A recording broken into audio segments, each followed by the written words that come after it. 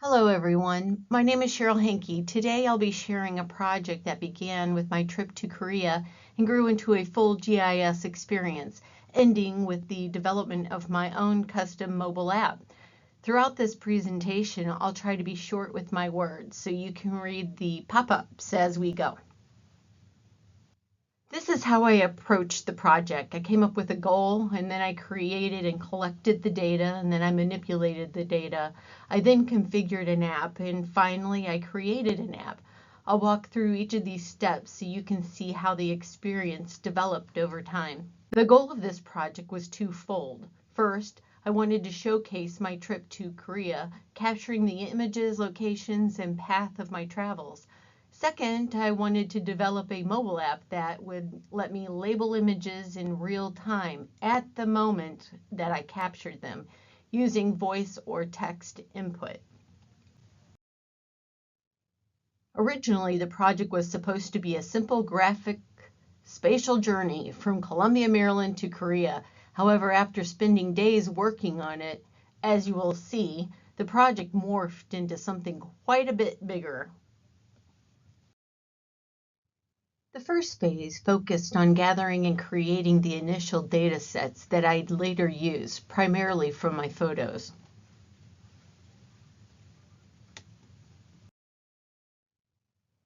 Here I began renaming my images and organizing them so that they would be easier to geotag and manage during my analysis. Some images were of places I couldn't recall the name, so I dropped the images into Google image search and it was able to tell me not only the name, but the location for every single one. Then I had a brilliant idea. I Googled image geotagging software and found GeoImager Pro. This allowed me to quickly geotag my images with accurate metadata. I did this for about half of my photos, which resulted in 574 geotagged images with meaningful names and enormous improvement over the originals.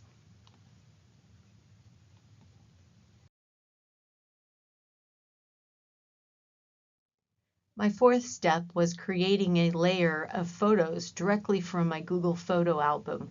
Later, I realized I wanted a mind map of every place I've visited worldwide, not just South Korea. This slide shows all of the steps that got me there. And as you can see, I've been tagging places for a very, very long time.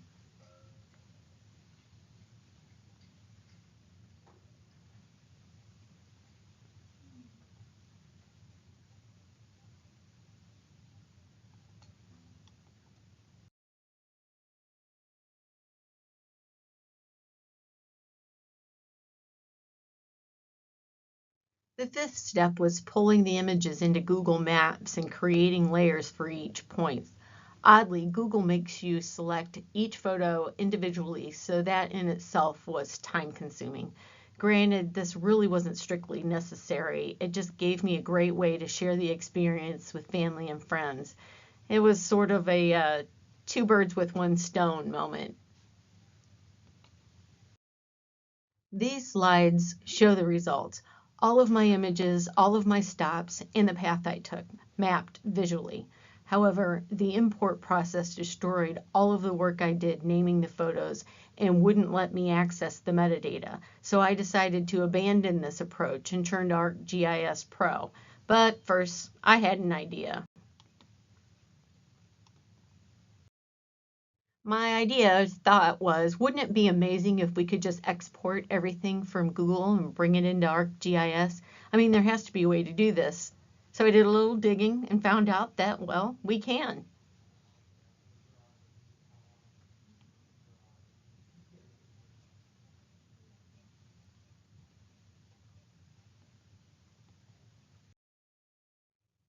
To accomplish this, I turned to something called Google Takeout, which allowed me to export all of my Google geodata out quickly and rather easily, and also in formats that work with ArcGIS Online. So I was able to import it like I would any other geo file.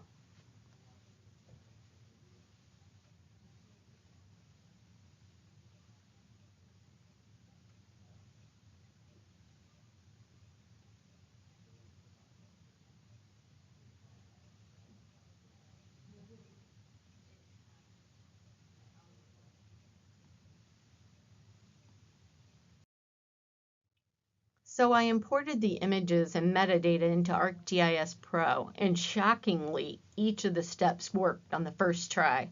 But after messing around with the data, I realized I wanted to visualize my actual path through Korea, not just the isolated points. So at this point, no pun intended, I reached out to ChatGPT, who told me about points to lines.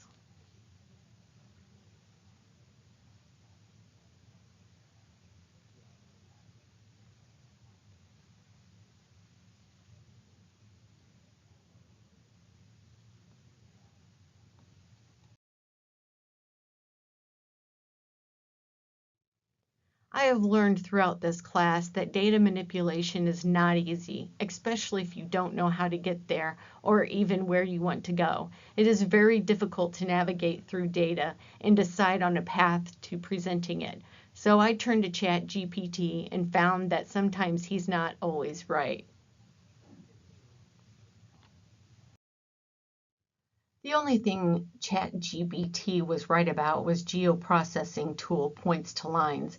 He completely failed at telling me how to execute it the way I wanted the data to work.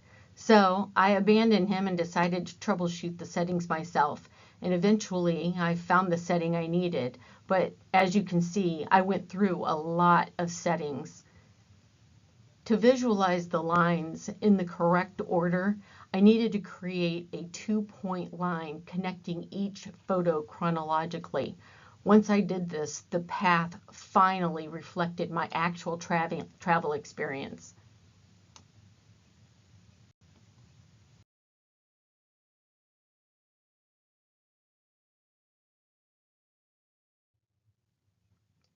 Once the data was correct, I uploaded both the photo timeline and the Korean path to ArcGIS Online, as well as the map depicting all the places I had been. I then altered the map's properties, styles, effects, pop-ups, etc. I even added an attribute expression, which configured the pop-up title to be the file name in all capital letters. Then, finally, I altered the timeline attributes to display the way I wanted.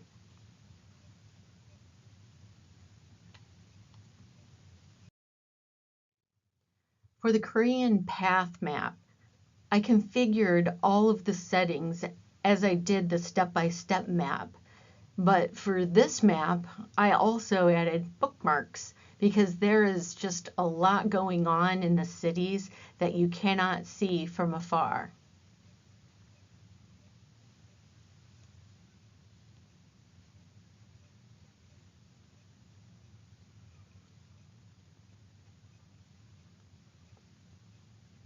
I was also able to alter the settings so when you click on a line, both the start name and endpoint name pop up.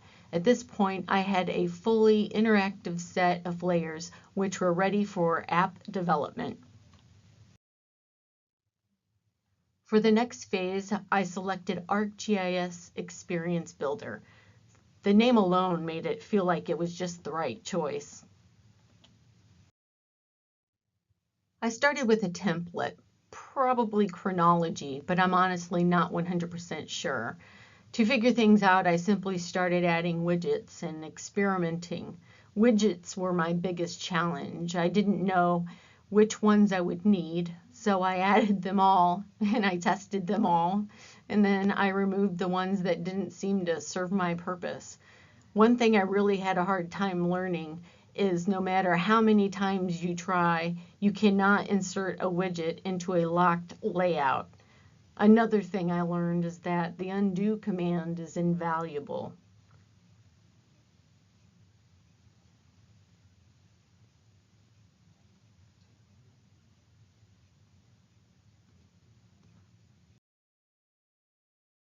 As I refined the app, I also realized that if I was going to share it with my family, especially my mom, I needed to add clear instructions.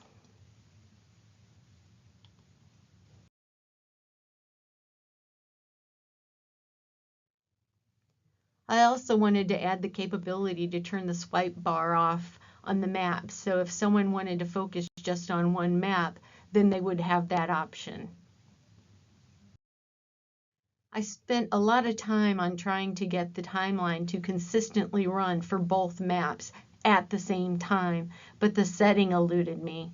So you just click inside the side of the map that you want to use, and then the timeline will work with it.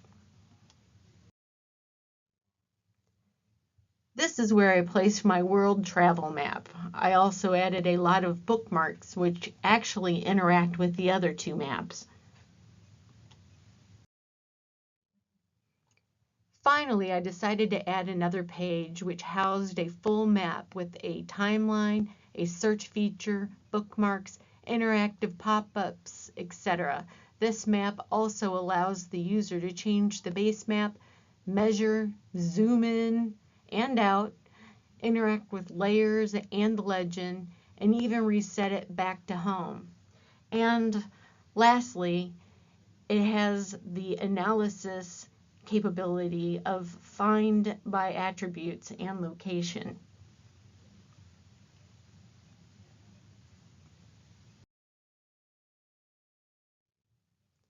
The ArcGIS Experience Builder truly lived up to its name in my case. I approached this project as an opportunity to deepen my understanding of the platform by experimenting with a wide range of settings and widgets.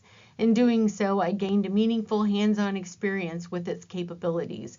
Admittedly, I devoted more time to this exploration than the project strictly required, but the process was both engaging and rewarding, making the additional investment of time worthwhile, at least for me. At this point, I believe the project requirements were completed, but I wasn't. I wanted something more. I wanted a mobile app I could use to name photos at the moment I took them.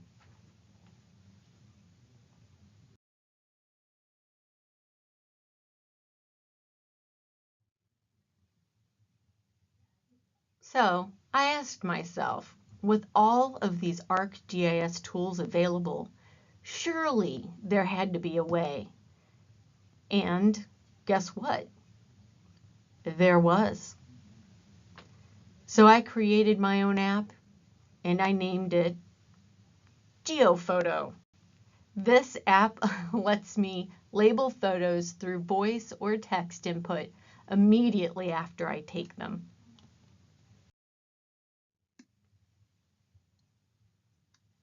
I found that throughout this process, you have to be very precise with your wording when you're using AI, or you'll end up down the wrong rabbit hole.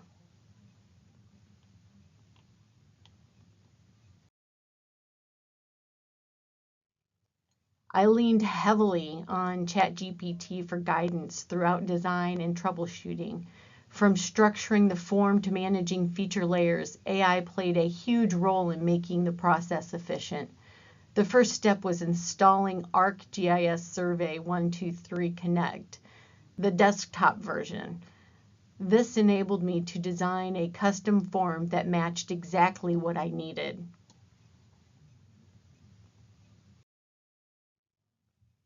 I had many questions, and I turned to ChatGPT a lot. And I think what I learned was that ChatGPT isn't a mind reader.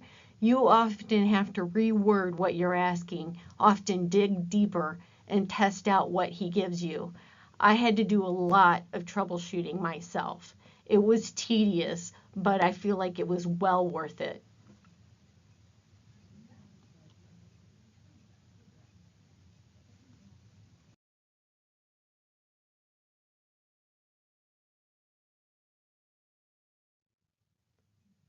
So after digging and troubleshooting and correcting and troubleshooting and correcting, ChatGPT and I finally got it right.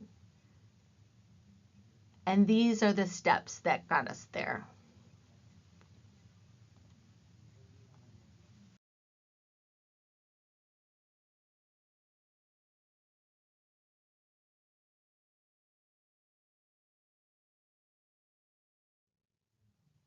And this, my friends, is GeoPhoto in action.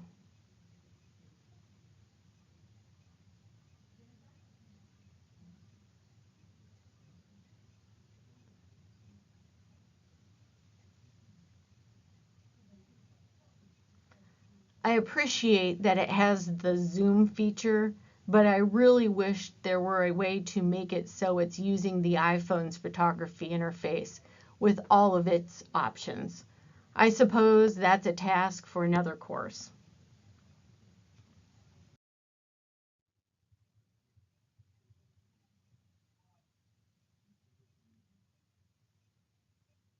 As you can see, the app lets me add names at the moment I capture the image. You also can't see it here, but Geotag will add the date and time to the end of whatever name is placed here.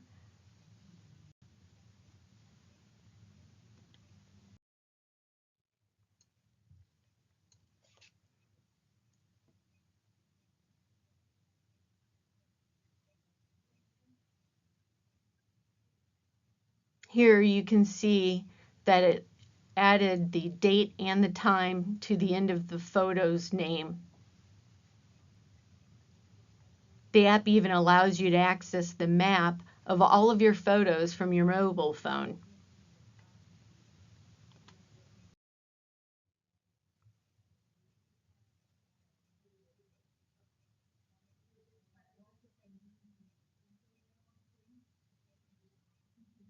It also allows you to share the QR code. How exciting! Another cool feature is that it will allow you to geocode photos that are already in your phone. So if you forgot to turn your phone's geocoding feature on, you can come back through the app and do it there.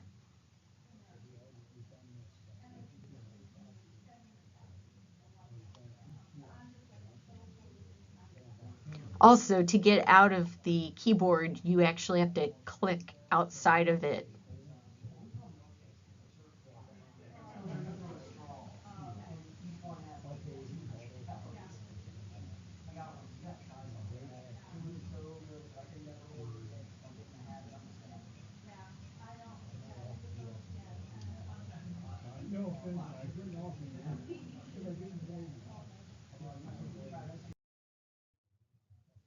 On the desktop side, you can see all of the data that I sent to ArcGIS Online for mapping and analysis.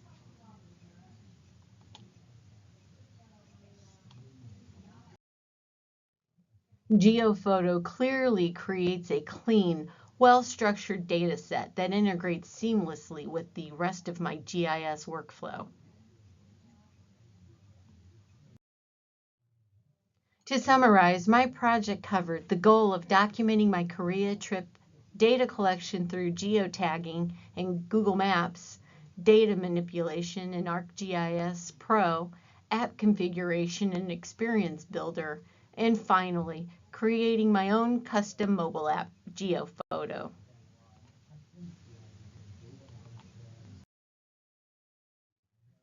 Thank you all for your time today. If you have any questions or want to learn more about the process, feel free to reach out. You can find me on the comment boards checking out all of the awesomeness you all have achieved during this class.